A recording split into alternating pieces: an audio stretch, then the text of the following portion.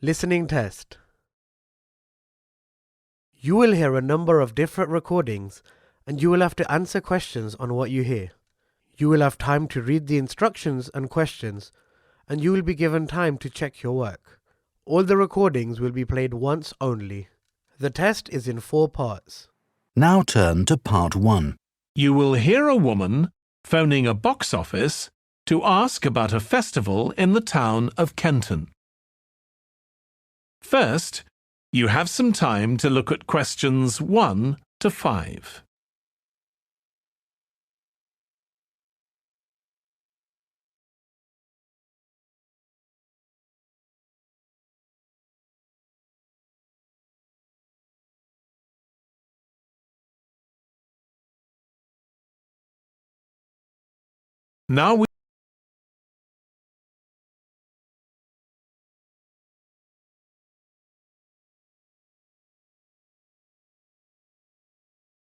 Now we shall begin. You should answer the questions as you listen because you will not hear the recording a second time. Listen carefully and answer questions 1 to 5. Good morning, Kenton Festival Box Office. How can I help you? Oh, good morning. I'm coming to Kenton for a few days holiday next month, and a friend told me there's a festival. She gave me this number to find out about it. That's right. The festival begins on the 16th of May and goes on till the 19th. Oh, that's great. I'll be there from the 15th till the 19th. So, could you tell me the programme, please? Well, on the first day, there's the opening ceremony in the town centre. People start gathering around 2 o'clock to get a good place to see from, and the events will start at 2:45 and finish about 5:30. OK, thanks. I'll make sure I get there early to get a good spot. The festival will be officially opened by the mayor. He'll just speak for a few minutes, welcoming everyone to the festival. All the town councillors will be there, and, of course, lots of other people. Right.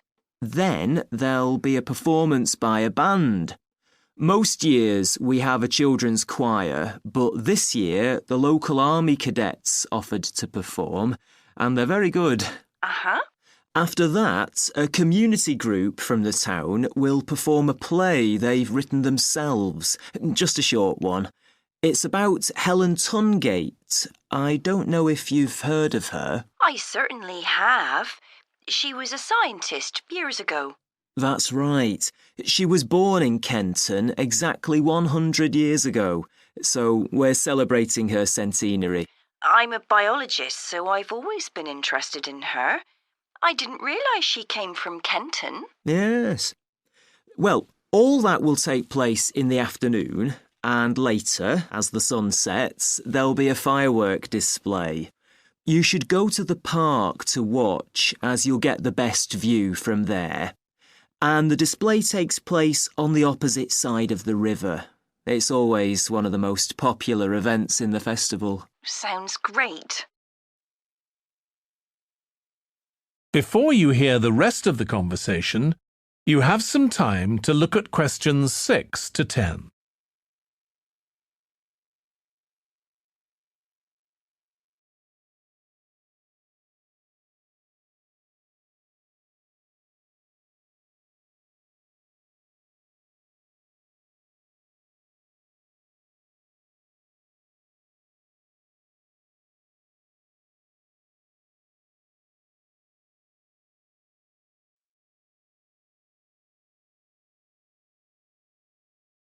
Now listen and answer questions 6 to 10.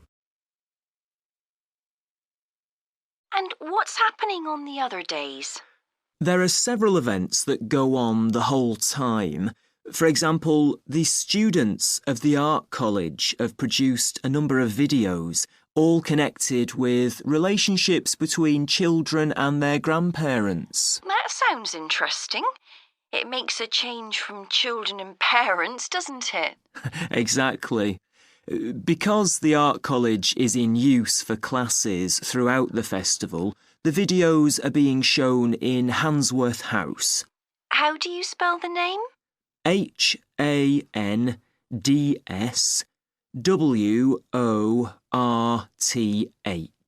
Handsworth House. It's close to the town hall. Right. Now, let me see, what else can I tell you about? Are there any displays of ballet dancing? I'm particularly interested in that as I do it as a hobby. There isn't any ballet, I'm afraid, but there'll be a demonstration of traditional dances from all round the country. Well, that'd be nice. Where's that being held? It's in the market in the town centre. The outdoor one, not the covered market. And it's on at 2 and 5 every afternoon of the festival, apart from the first day. Lovely. I'm interested in all kinds of dancing, so I'm sure I'll enjoy that. I'm sure you will. And I'd really like to go to some concerts, if there are any. Yes, there are several.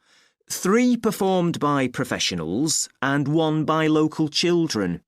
And where is it being held? It's in the library, which is in Park Street. On the 18th at 6:30 in the evening. I presume I'll need tickets for that. Yes, you can book online, or you can buy them when you arrive in Kenton, either at the festival box office or from any shops displaying our logo in the windows. Well, I think that'll keep me busy for the whole of my stay in Kenton. Thank you so much for all your help. You're welcome. I hope you enjoy your stay. Thank you. Goodbye. That is the end of section 1. You now have half a minute to check your answers.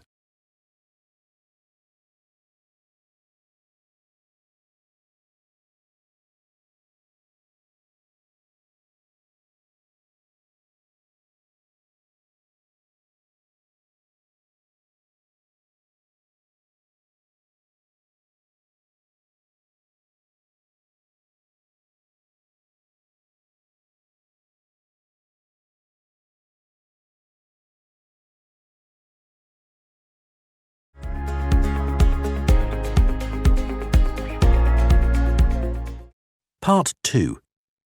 You will hear a man talking to a group of people about a tour of theatres in the city of Munich in Germany that he has arranged for them.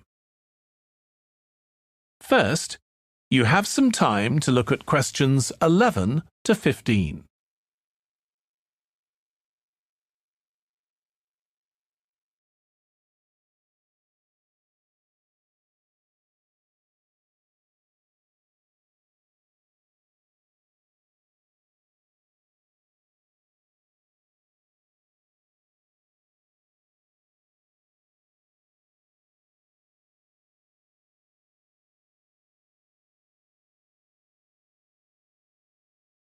Now listen carefully and answer questions 11 to 15.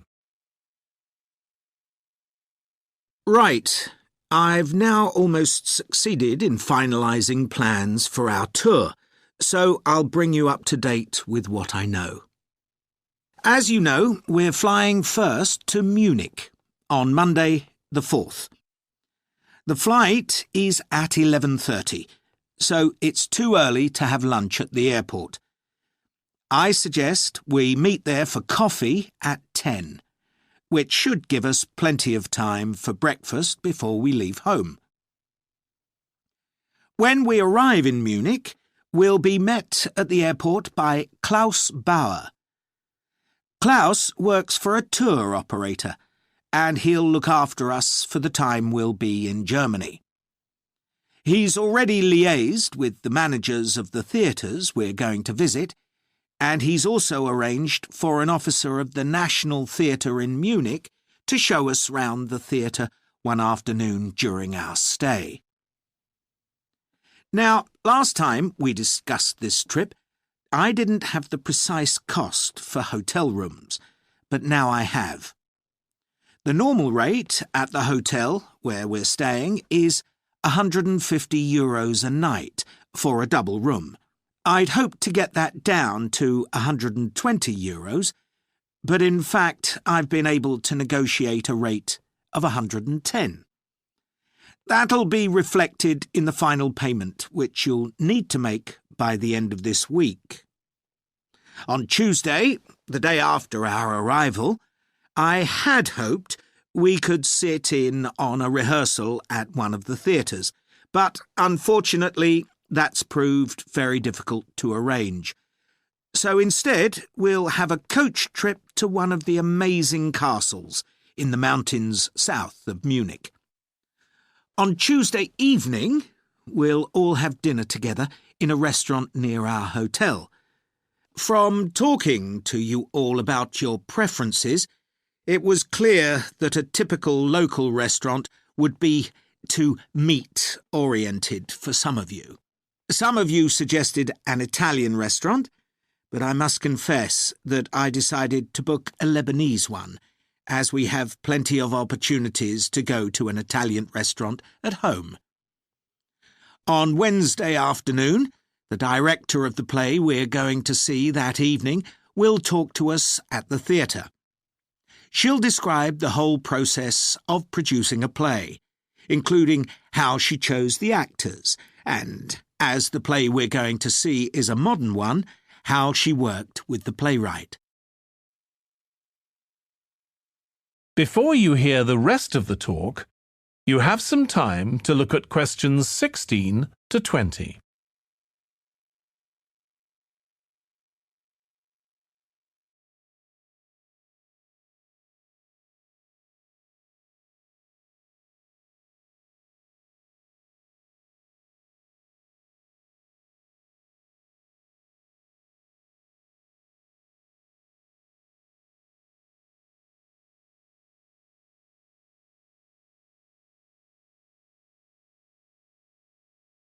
Now listen and answer questions 16 to 20.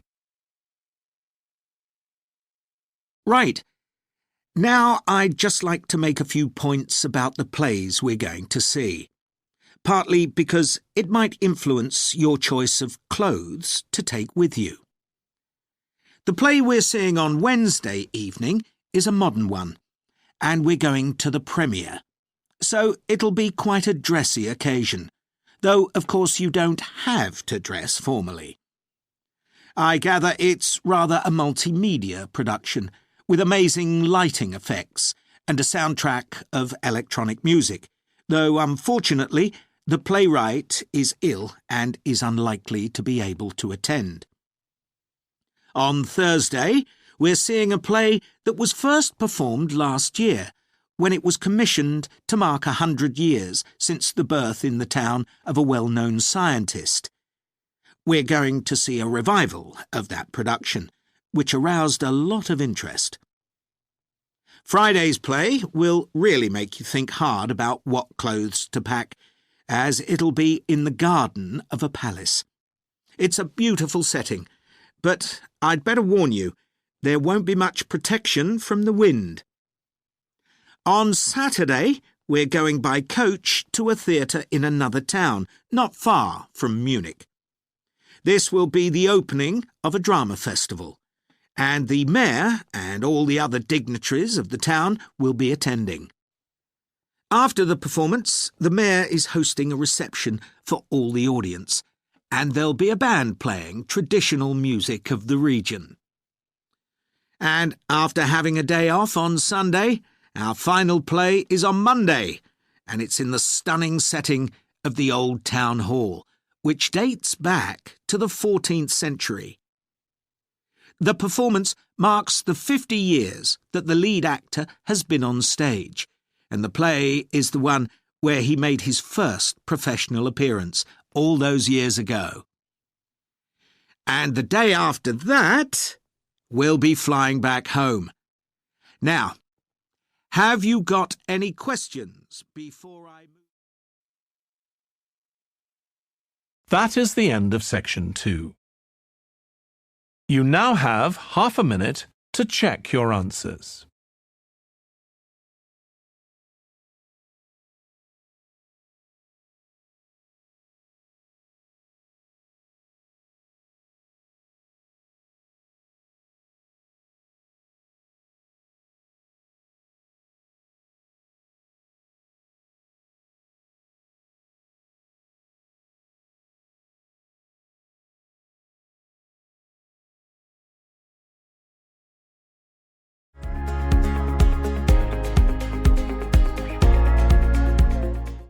Part 3. You will hear James, who is in the Scandinavian Studies department at his university, talking to his tutor, Beth. First, you have some time to look at questions 21 to 25.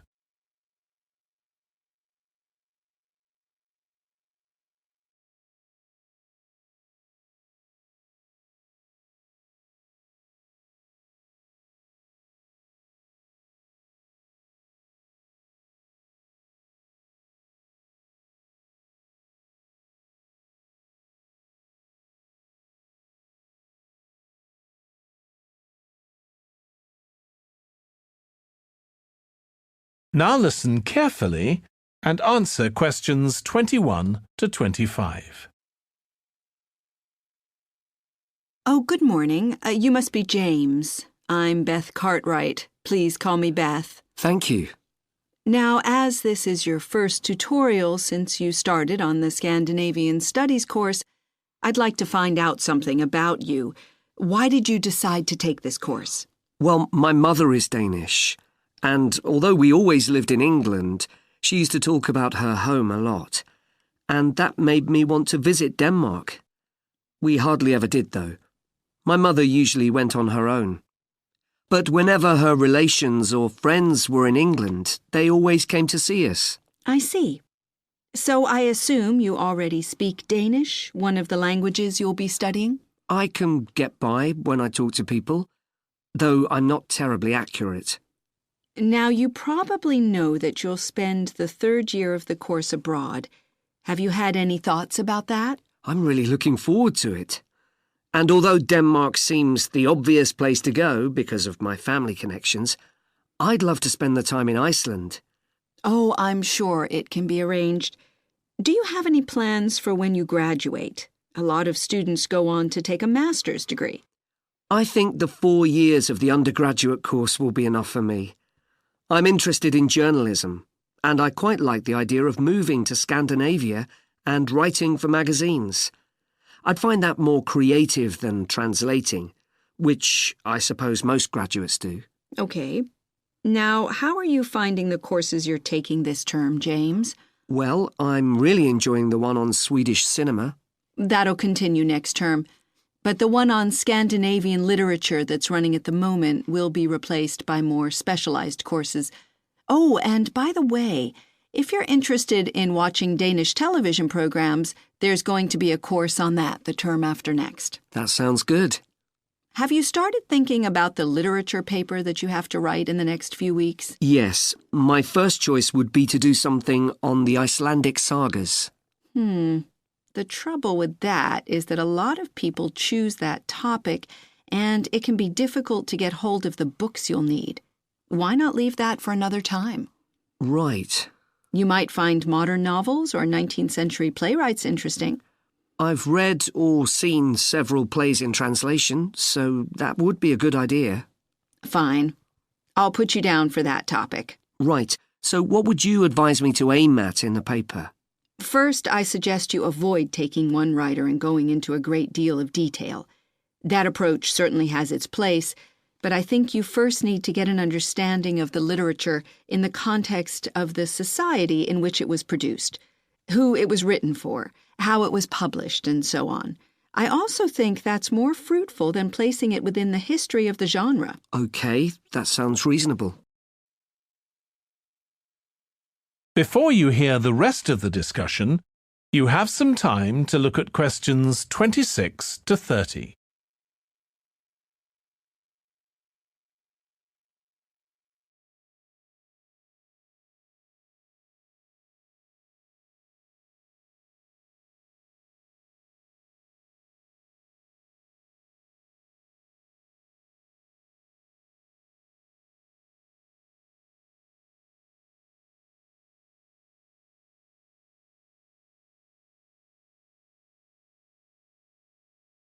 Now listen and answer questions 26 to 30. Could I ask for some advice about writing the paper I'm working on about the Vikings? I have to do that this week, and I'm a bit stuck. Of course. Have you decided yet what to write about? No, I haven't. There's so much that seems interesting. Viking settlement in other countries, trade, mythology. Well, what I suggest is that you read an assignment a student wrote last year, which is kept in the library. It's short and well-focused, and I'm sure you'll find it helpful. I'll give you the details in a moment. Textbooks usually cover so many topics, it can be very difficult to choose just one. OK. I've got a DVD of the film about the Vikings that came out earlier this year. Should I watch that again? If it's the one I am thinking of, I'd ignore it. It's more fantasy than reality. But I've got a recording of a documentary that you should watch. It makes some interesting and provocative points, which I think will help you to focus your topic. Right. So then, should I work out an outline? Yes, just headings for different sections at this stage. And then you should start looking for suitable articles and books to draw on, and take notes which you organize according to those headings. I see. Then put short phrases and sentences as bullet points under each heading. Make sure that this skeleton makes sense and flows properly before writing up the paper in full. OK. Thanks. That's very helpful. That is the end of section 3. You now have half a minute to check your answers.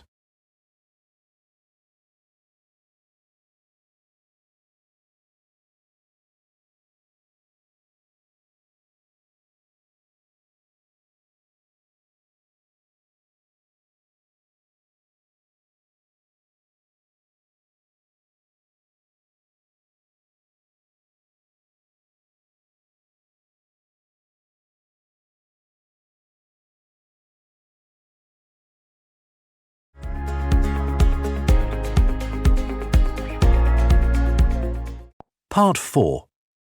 You will hear part of a lecture about conflict at work, given by a business studies lecturer. First, you have some time to look at questions 31 to 40.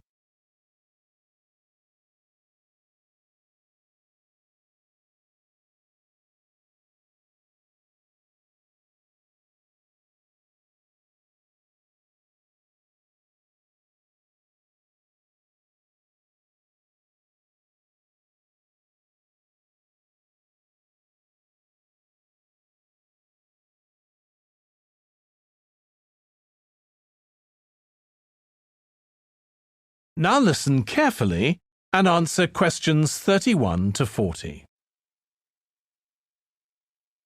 Over the years, attitudes towards workers have changed considerably. After all, there was a time when workers had no rights at all and laboured in appalling conditions. Conditions have improved a lot, but conflict in the workplace is still common. And human resources managers nowadays need to be able to deal with it when necessary. What is conflict in the workplace? Definitions vary, but I'm taking it to refer to a whole range of behaviours that the victim finds unacceptable, from minor, harmless arguments to, at the opposite extreme, physical violence. Much of this is covered by the term bullying, by which I mean one or more people behaving abusively or aggressively against another who is in a weaker position.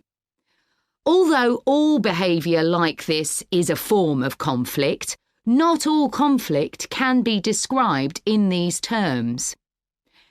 As with all human behaviour, there are numerous reasons for it, but often it's caused by someone who feels the need to show their superiority over someone else in order to feel that they aren't at the lowest level in a hierarchy or a group of people.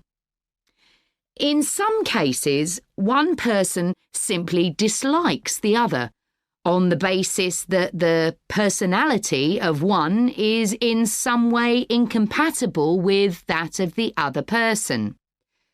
A general habit of optimism in one person could make them intolerant of a colleague who's constantly pessimistic.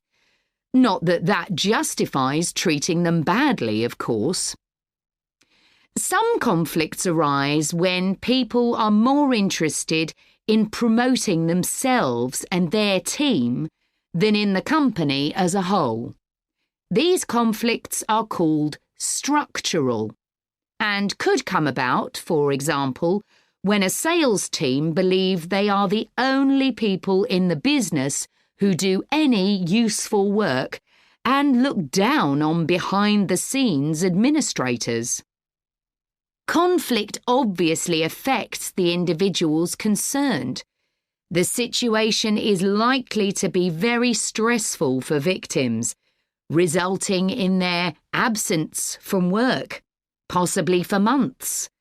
For the company, if no effort is made to deal with conflict, it can spiral out of control and even lead to the breakdown of the business.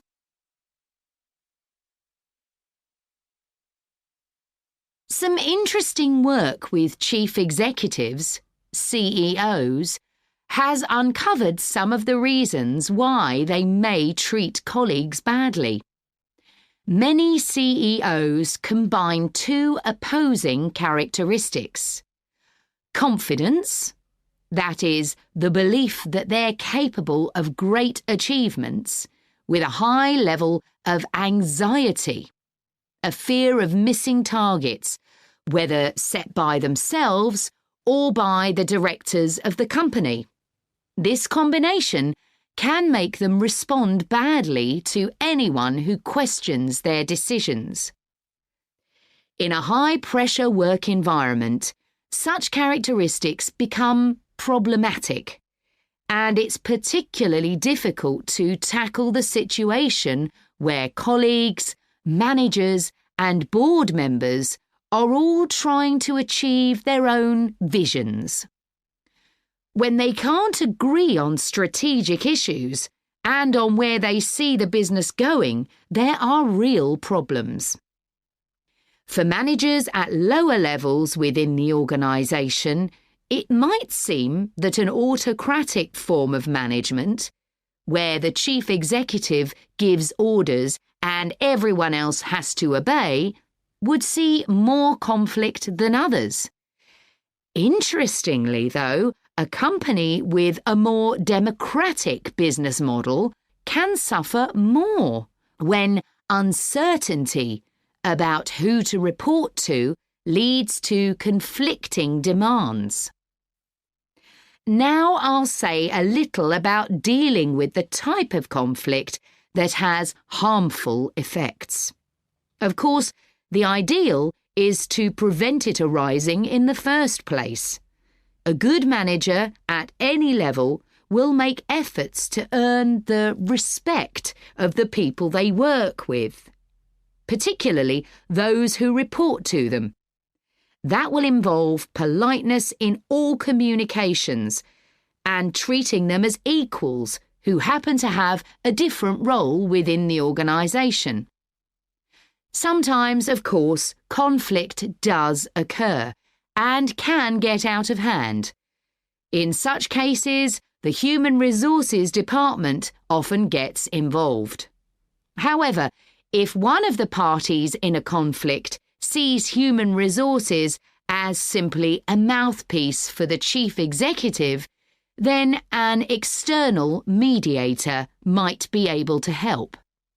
By talking to both sides and trying to find the truth of what's been happening, they can build a clear picture of the situation and give feedback that both sides will accept, precisely because they're independent. That is the end of section 4.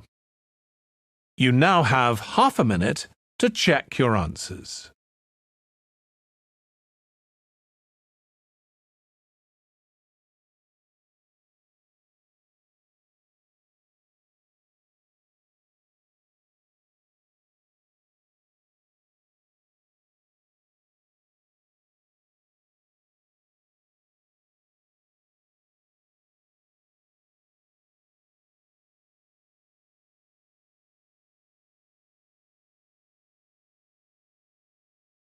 That is the end of the listening test.